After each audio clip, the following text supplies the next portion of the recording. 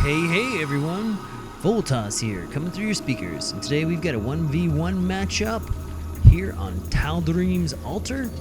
This is part of the IEM New York Global Challenge Season 6, and it is between our blue Zerg and our red Terran. So let's introduce our player.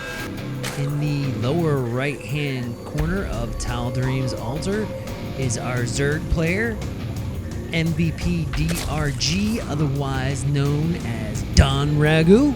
He's from South Korean and he is known as the Terran Killer. Appropriately enough, in our upper right hand corner, we have just such a Terran. Is he going to be able to kill him?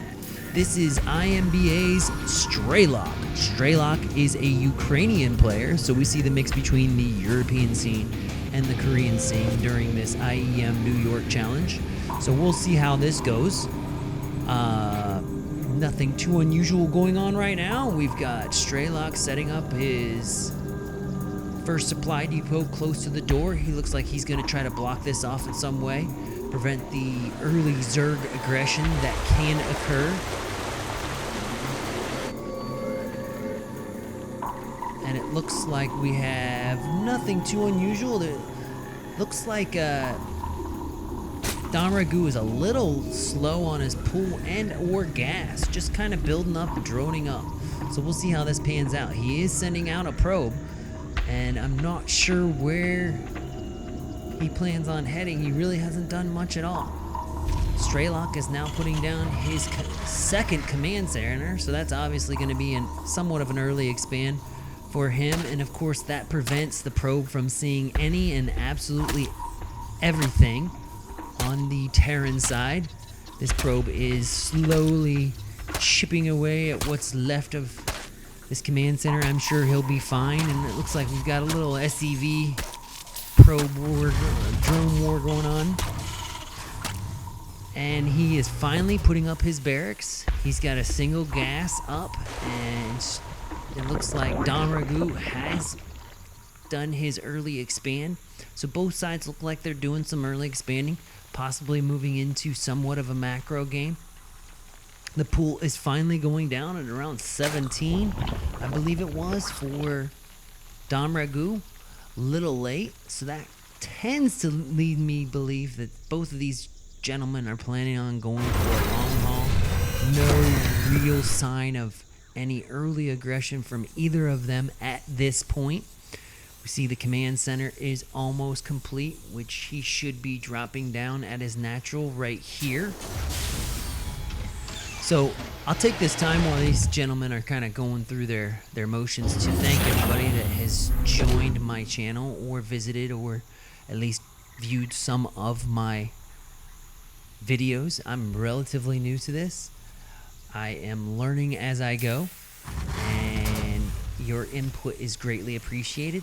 A lot of it I've taken into consideration. I've pulled the dubstep music out. I think that was a resounding no as far as adding a little entertainment at the beginning. You just want to see the matches, and you want to hear them cast as accurately as I can do for you, and that's what I plan on doing. You know, the reason why I decided to cast it in the first place is because I really enjoy esports.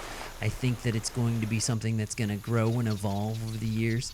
And when I saw that, hey, there were certain matches that I wanted to see cast, rather than sit around and complain, hey, how come somebody hasn't cast this for me yet? I decided to give it a shot myself.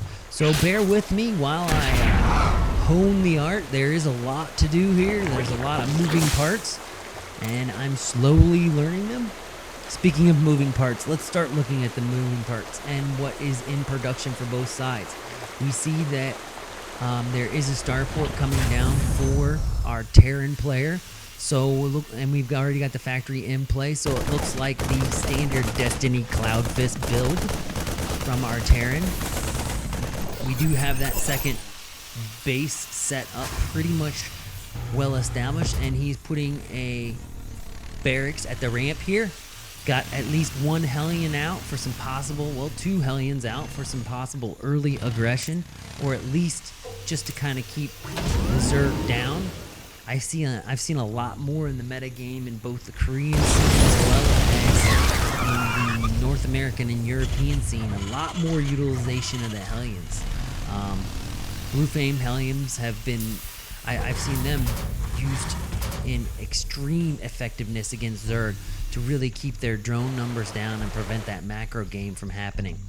Now, on the Zerg side, we see that we do have roaches going across the map, so DonRaeGu has decided to go with roaches and Zerglings at this point. I think that's a decent choice, but we do see that Stralok has appropriately kind of walled off the proper amount of mess. Oh no, but I didn't think he was expecting this quick of progression from DonRaeGu. DonRaeGu is just marching in. I would have figured that he would try to wall this off. Now it's just a mess inside the Terran base. A mess.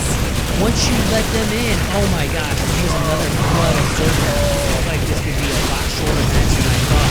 Looks like both sides were set up for a longer play, but that early push, really, I think that Stralok was just now getting ready to put up somewhat of a wall here and really was late. And, if you're late and you do get that timing push from the Zerg, well, this is what happens. It turns a regular kind of progressive macro game into pretty much the end of the world for you.